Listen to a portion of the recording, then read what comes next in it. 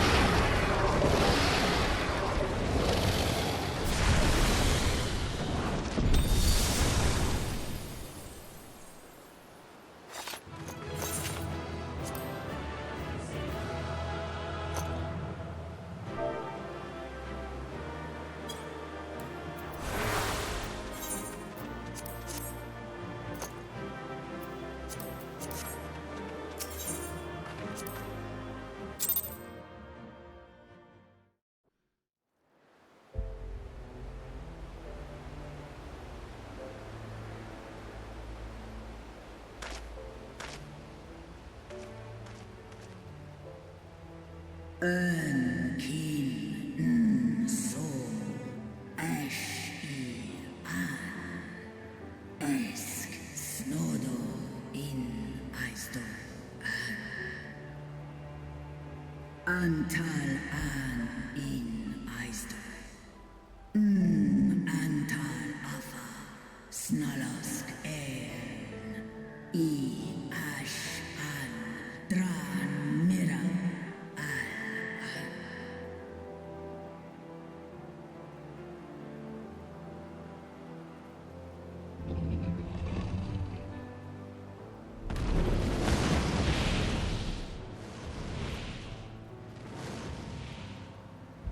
Noble warriors, the dragons chose their friends well.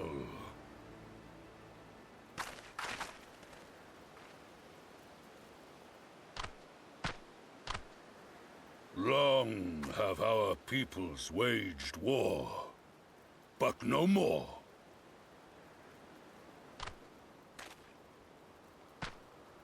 Your fallen lie beside our own. By our words and deeds shall we honor their sacrifice.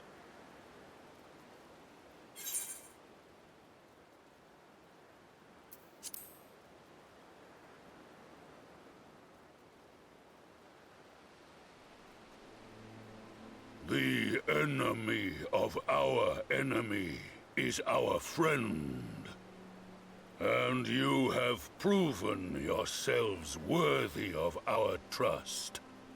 It is the Guardians who are deserving of our fury. I shall see that my brethren learn the truth of this day, and rally as many as possible to the cause, till we meet again.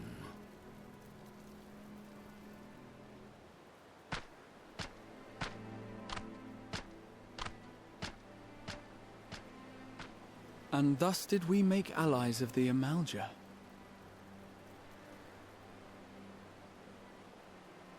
It would certainly seem that way. The Sultana will be pleased. Let's go and give her the good news, shall we?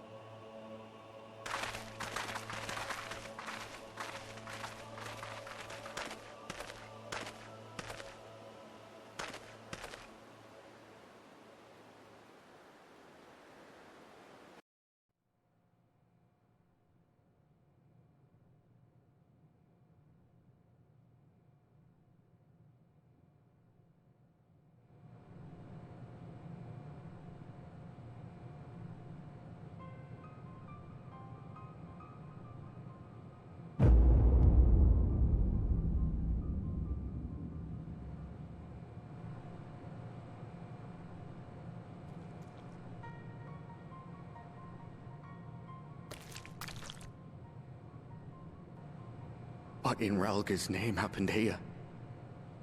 The gods only know. But you can bet these poor sods aren't here by choice. Quickly! We've got to get them free!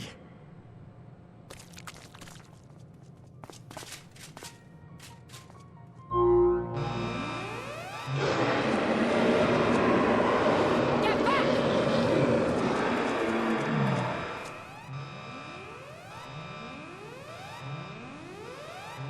No! What have I done?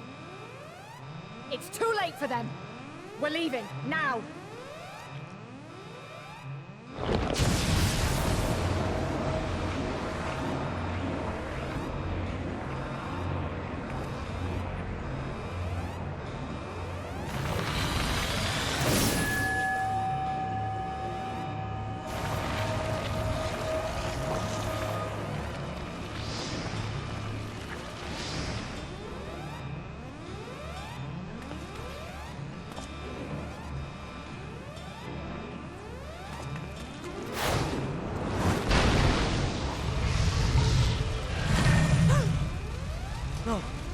No! Don't you dare! We came together and we're leaving together!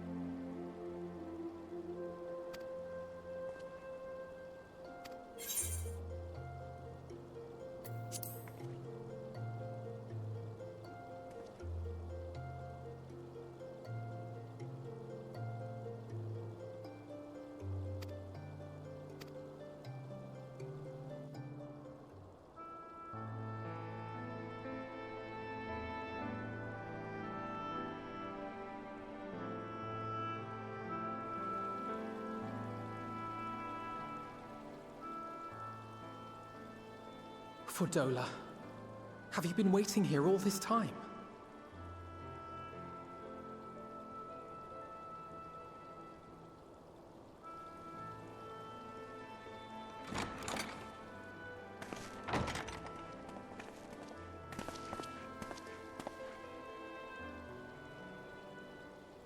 We have done what we can.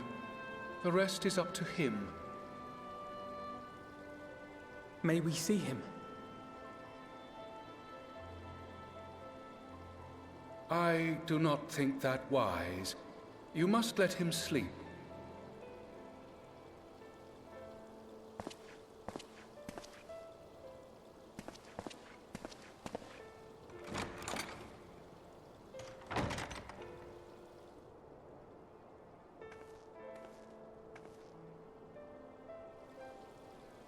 Thank you for bringing him back.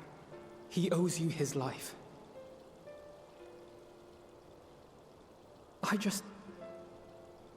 I just wish I had been there. Perhaps, I don't know. Perhaps I could have... Could have what? Got tempered? Don't flatter yourself. You can't save everyone. No one can. Not even the warrior of bloody light. People die all the time, for no good reason. And those who take up the sword die quicker than most. If you're going to shed a tear every time a soldier falls on the battlefield, you'd best stay away. It's no place for the weak of heart. It may be that victory cannot be won without cost. But all life is precious, and I refuse to shrug at its loss.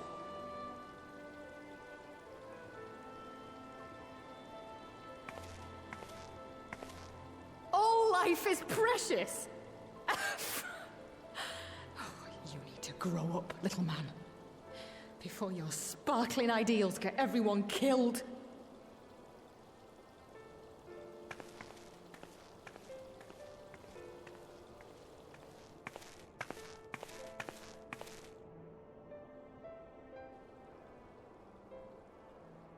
You're right.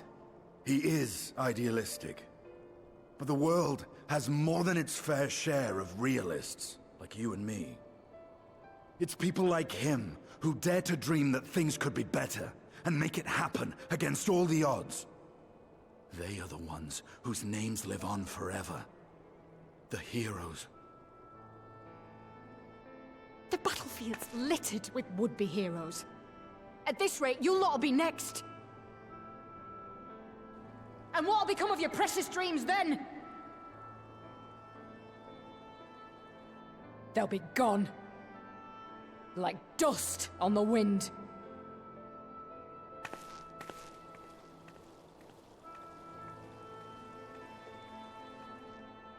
Dreams worth fighting for don't die so easily.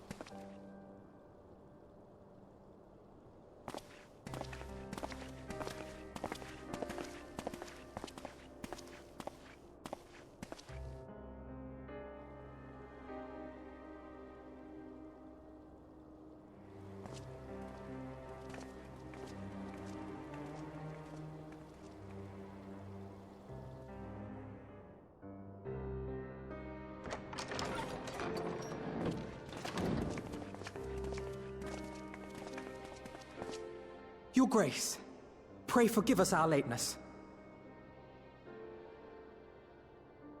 Think not of that. I understand a close comrade of yours was wounded in the line of duty. Arenvold. It was at the Alliance's behest that he risked all, and we are grieved to hear of his condition. Rest assured, he will receive the finest care our chirurgeons can provide. On that you have my word. Now, we would share with you the findings of the mission. Pippin, pray relate to our guests the details of Fordola's account.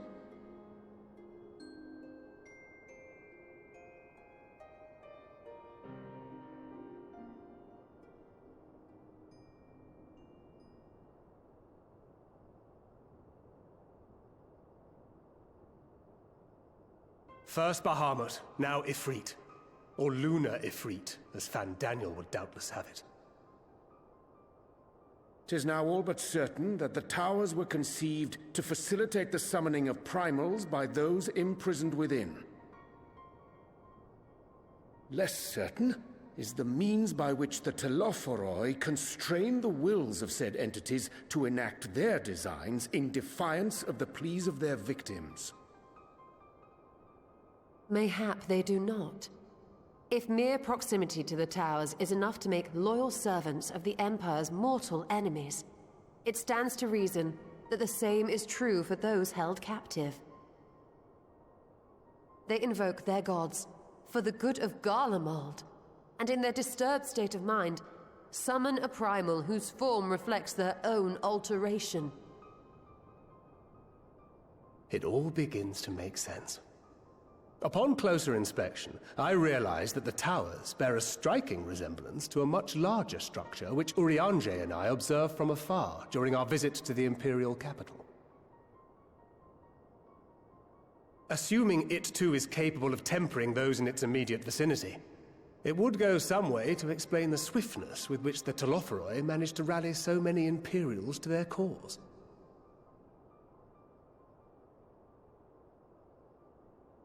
While the situation in Garlemald is indeed troubling, I fear we have more immediate concerns.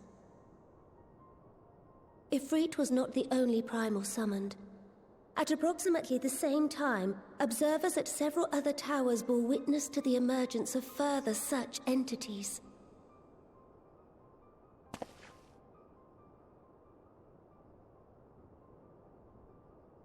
For a blessing, none appear to wield aught approaching the destructive power of Bahamut, and the Grand Companies are moving to deal with the threat even as we speak.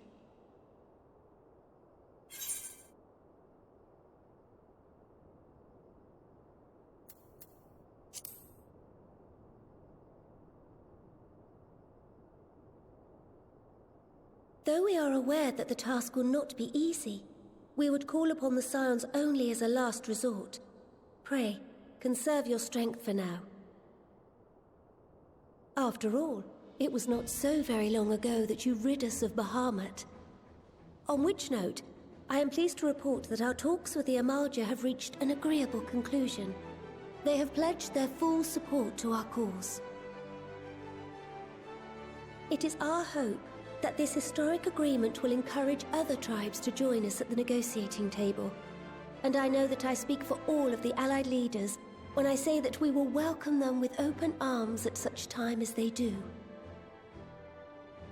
Of course, this was only made possible by the feats of heroism performed at Pagltharn. Moreover, we shall not allow the sacrifices of those fallen in battle to have been made in vain. As hope leads to victory, shall victory lead to a new dawn for Eorzea. May these words ever be our guide, Your Grace.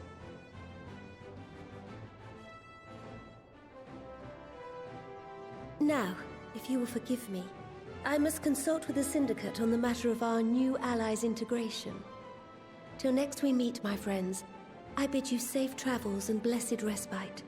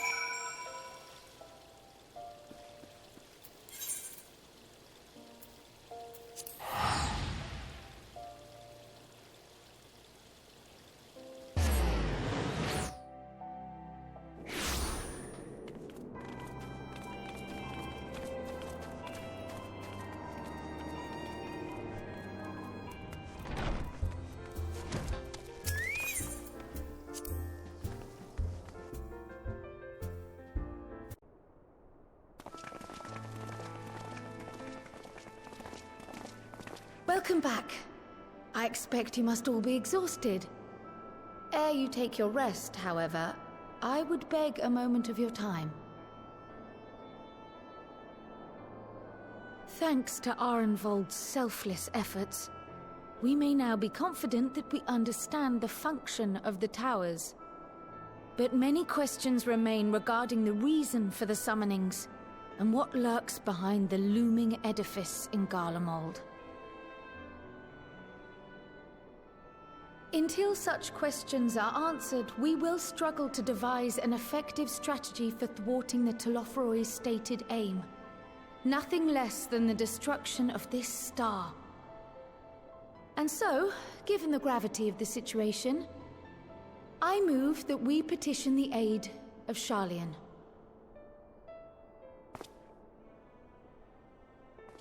It is possible the ancient knowledge preserved within our archives may hide a clue to our enemy's methods. But given Sharlayan's established policy of non-intervention, our former colleagues are not like to aid us in its discovery. Oh, I well remember what they're like. The Forum's barefaced refusal to assist you in the days prior to the calamity must rank as Sharlayan's most shameful act since the Exodus. But were the final days to be reenacted, it would spell doom for us all.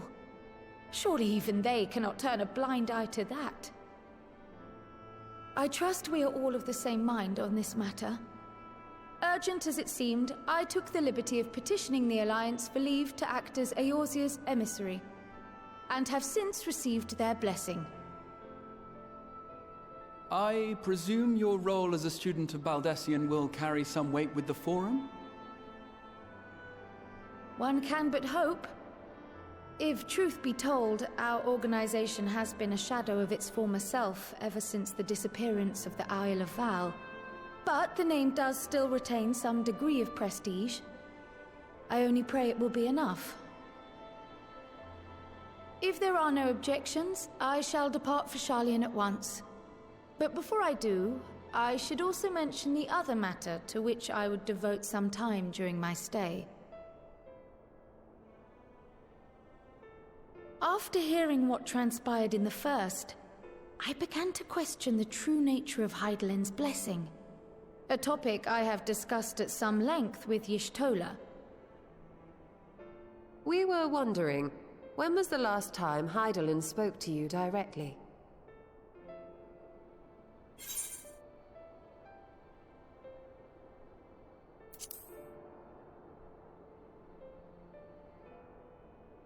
When you regained her blessing, was it not? But never since. Not in all your time in the first, when you faced the Unsundered, the very heart of Zodiark. History shows us that Hydaelyn is able to awaken the echo in her chosen, convey her will directly, and grant the blessing of light. To our knowledge, however, she has not sought to intervene in man's affairs for some considerable time. Might not the explanation for that lie with her choice of champion? Mayhap she is content to trust in her judgment. Mayhap she is. But following my initial discussion with Kryl, I made inquiries of my own, and as far as I am able to tell, Hydaelyn has not made her will known to anyone. During my time in the First, the Oracle of Light spoke to me through Reen. But that was not the will of Hydaelyn. It was Minfilia herself. Indeed. And while she and Hydaelyn were inextricably linked, Minfilia yet acted of her own volition. A messenger, yes, but one who spoke with her own voice. I wonder, could Hydaelyn's silence suggest the presence of some disruptive force, perhaps? Some obstacle to communication? While I share Urianger's high opinion of your conduct, I see no reason why she would deny you her guidance altogether.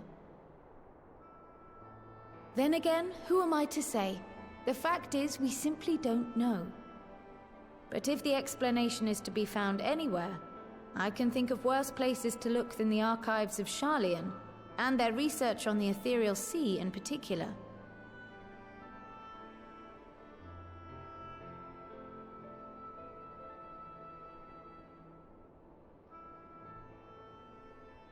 Resolved though I am to go, believe me when I say that I take no pleasure in the thought of leaving you a member short. Now, of all times. Estinian, we stand on the eve of a struggle that will decide the fate of this star. One in which we Scions may play a telling part, yet we are but few in number. And so I must ask you again, will you join us?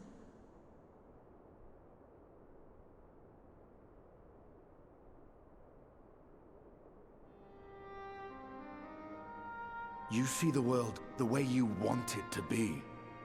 I see the world the way it is. You are idealistic to a fault. But I know you would never turn your back on those in need. Never close your eyes to their suffering.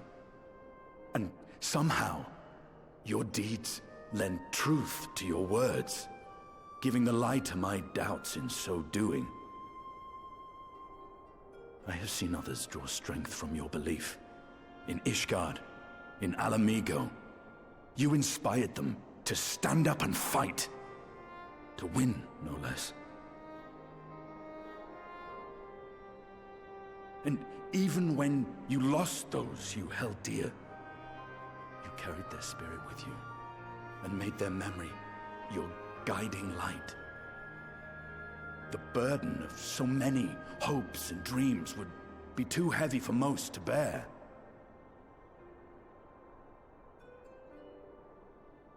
But you bear it willingly,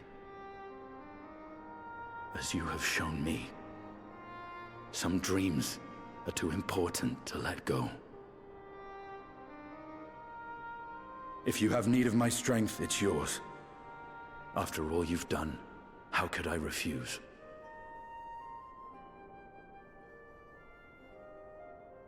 Thank you, Estinian. Whatever challenges await us, I shall not falter. You have my word.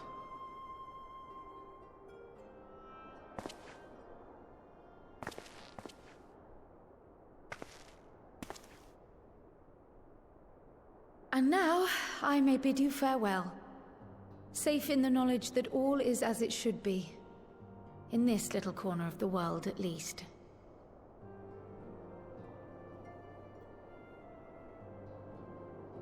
You will be sorely missed. Tread warily in Sharlayan, and do try not to let the Forum embroil you in their politics. A forlorn hope, I know, given the individuals involved. I shall do my very best. Farewell.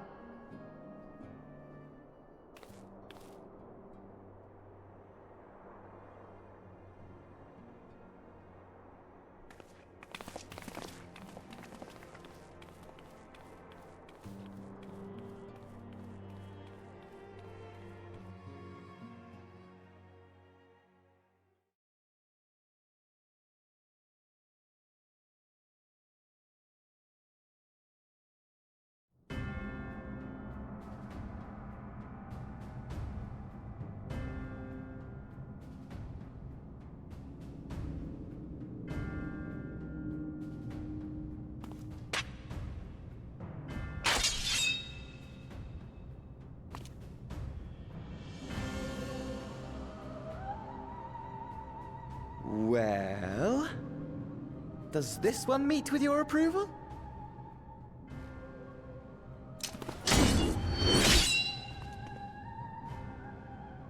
Apparently not. Or could it be that you're still upset about the dragons? You are unwise to remind me of so costly a failure.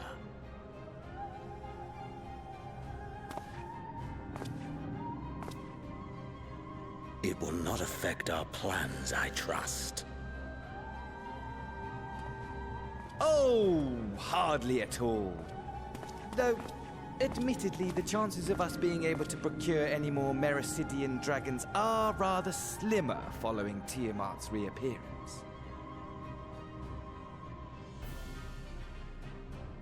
Oh, but the seeds have been sown, my lord! We have only to wait for them to quicken! Speaking of preparations, is it safe to assume that you will be ready to control you-know-what? The hour draws nigh. This nation, forged for Ascian ends, will finally prove its worth. A mighty empire, now no more than an instrument of this star's destruction. What a pleasure it will be to put it to use. Which brings me back to our earlier topic. My lord, while I appreciate that it is not an easy decision, it really is past time you chose your weapon. There is one that I have been meaning to test.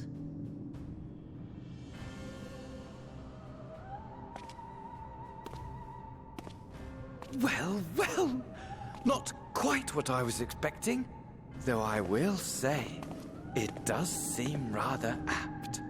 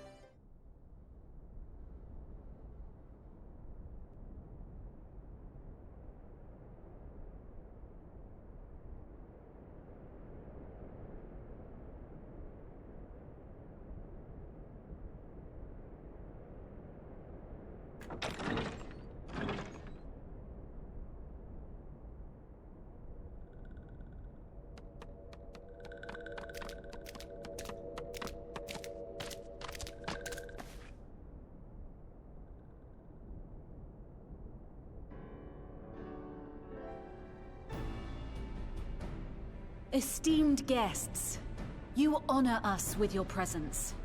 As there is much to discuss, let us begin.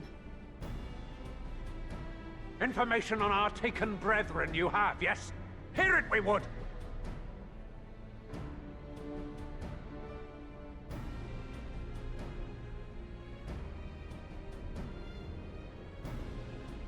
Ah! Beyond forgiveness these featherless ones are!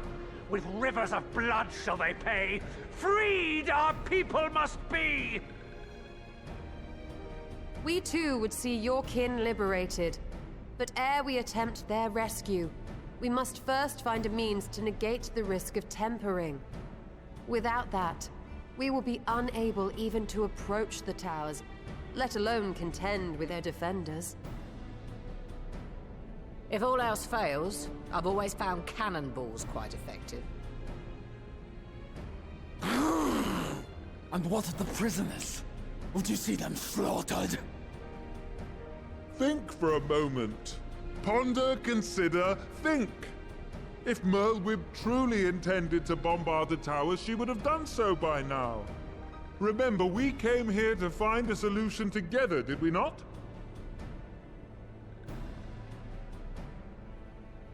Y'Stola spoke of defenders. I but offered a means to clear a path, should you require it. Given the enemy's capabilities, we will all need to play our part if we are to have any chance of success. For if any here should give less than their best, it will be to the cost of every living being on this star. A paragon, the Empire, our very gods.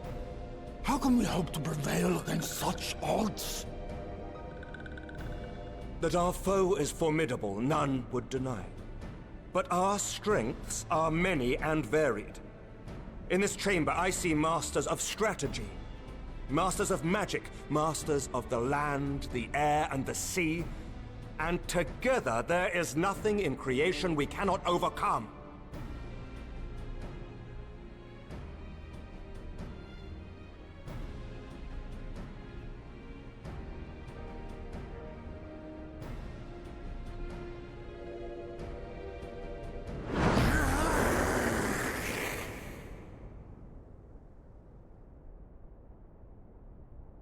I beg your pardon?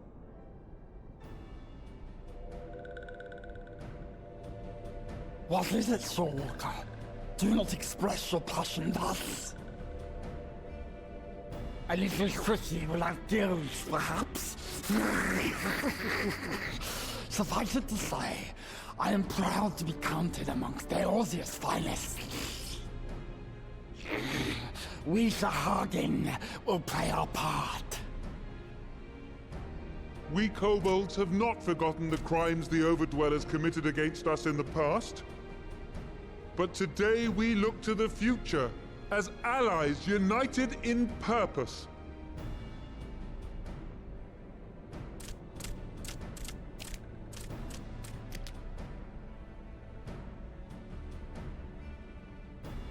Ah! Make mock of the Ixal, the Paragon does! Turns kin into puppets! Pits brother against brother! Free them from his grasp, we shall! As Patriarch Zadar will attest, the Scions have granted us a means to free your brethren from their thraldom. This boon we will gladly share, that your people might never be enslaved again. We accept! We accept! Praise me!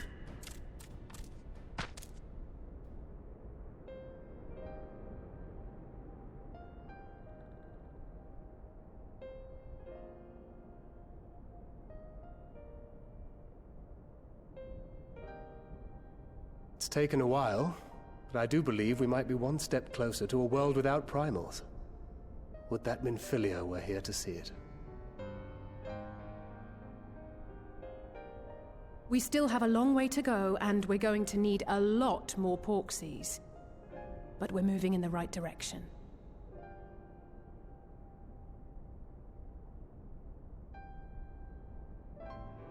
If I may have your attention, there is one other point I would like to raise. As we can all agree, freeing those held captive must take precedence over every other concern. But experience has taught us that none save those with the capacity to resist tempering can hope to enter the towers unscathed. And even once inside, a still greater threat may yet await them, that which we call a primal. Needless to say, if we are to succeed, engaging with such foes can only ever be considered a last resort. And so I move that we seek to prevent them from being summoned in the first place. Yes! Both prayer and ether are needed for the ritual. Should either one be denied, the summoning would fail. Indeed. And so we must endeavor to discover the source of the ether on which the process depends. Do so, and it may present a way to halt the summonings, or perhaps even neutralize the towers entirely. A promising proposal. While you are conducting your investigations, however, we will need to remain vigilant, lest the Telophoroi commit further abductions and summon primals ere we have the means to prevent them. To stand a better chance of keeping our enemy at bay, we would do well to coordinate our defensive efforts, sending reinforcements to assist our neighbors when needed. We Amalja would have been overwhelmed were it not for our newfound allies. But say the word, and we shall come.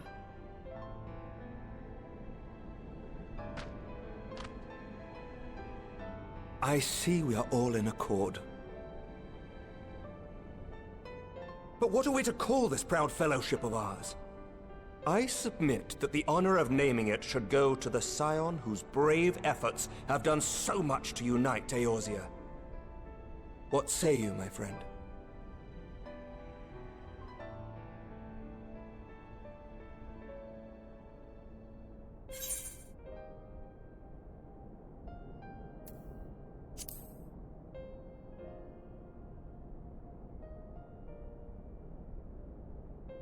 But that's the name A fine choice, for there is none here who does not love Eorzea. Aye, in that we shall ever be united.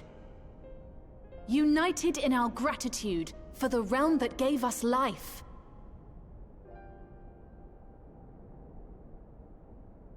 Then let it be recorded that on this day, the Grand Company of Eorzea was born.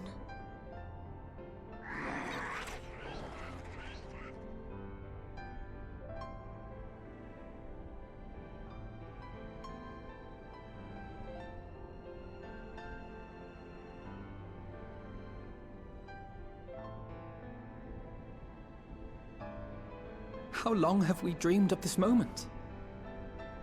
And now that it's here, Oh, forgive me. Might we speak outside?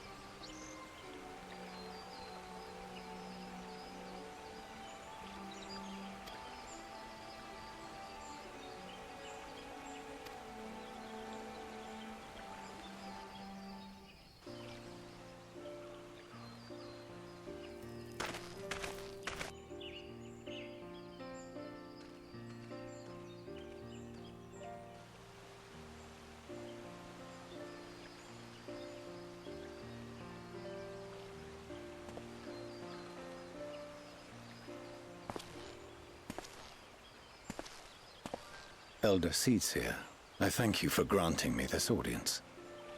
I am Fortuno Levea, here in my capacity as representative of the Forum. It is I who should thank you, Master Fortuno, for journeying so far and so swiftly. Would that our first meeting could have been under happier circumstances.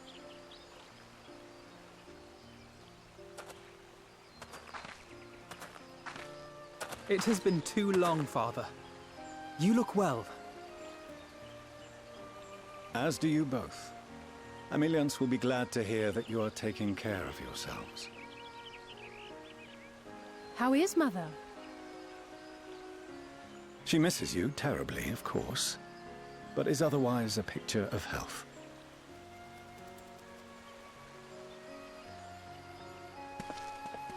Circumstances apart, I'm grateful that our meeting has afforded me the chance to be reunited with my children at long last.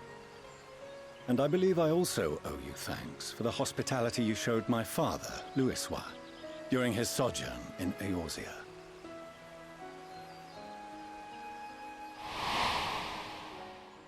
All thanks we owe to him. In the days prior to the 7th Umbral Calamity, it was your father's tireless efforts which granted us a means to vanquish the primals. Were it not for him, our strength would have been quite spent by the time the Empire arrived. That Gridania still stands is in large part his achievement. He was a great man.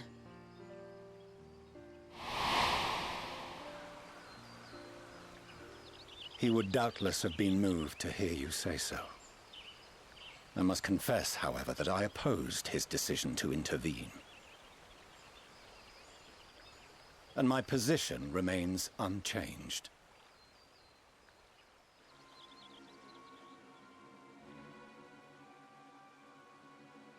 To chart the course of history, not to change it.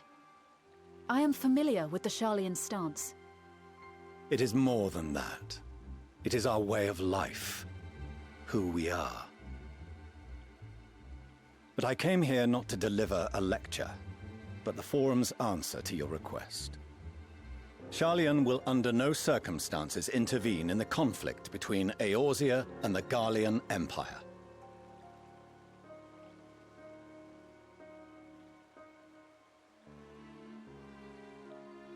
May I ask for what reason the Forum has come to this decision? The final days spell the end not only for Eorzea, but the entire world. The final days? Pray spare me your hyperbole. This conflict is no more than the latest in a series of petty squabbles between yourselves and Garlemald, one in which Sharlayan will take no part. If the final days were truly upon us, we would know. Father, you must ask the Forum to reconsider. You may feel safe on your little island across the waves, but if you imagine the Telophoroi will leave you be, you are mistaken. They mean to kill us all, themselves included. Alphino is right. We have seen what the enemy is capable of, the lengths to which they'll go. This is no time to turn a blind eye. If Eorzea falls, so too will Sharlayan. So if you truly love our homeland, you will join us. Now, before it's too late.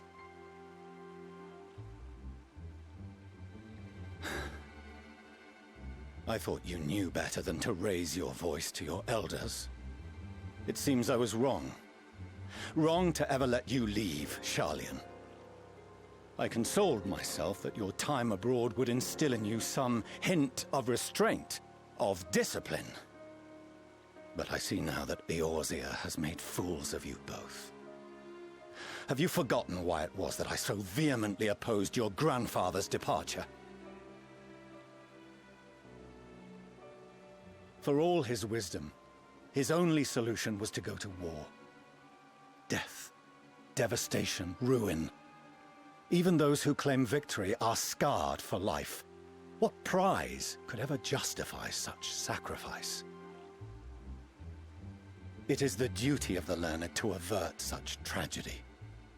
By fanning the flames of war, you forsake all you once held dear.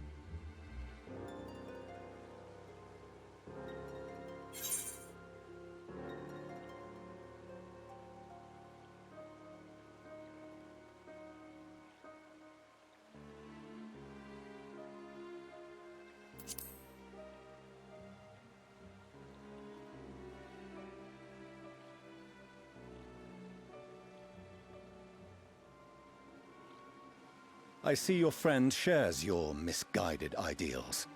But unlike her, you should know better. By espousing such barbaric notions, you subvert the teachings of Sharlayan and place all we have worked for in jeopardy. Alphino, Alizé, as of this moment, you shall no longer bear the name of Leveilleur. What? Father? How you choose to live your lives is no longer my concern. If you wish to walk the path of ruin, I will not stand in your way. Master Fourcheneau, while Sharlayan may have no intention of intervening in this conflict, we can still part as friends. Will you not stay and speak with us, that we might learn of Sharlayan's hopes for the morrow? I have said what I came here to say. Any further discussion would be meaningless.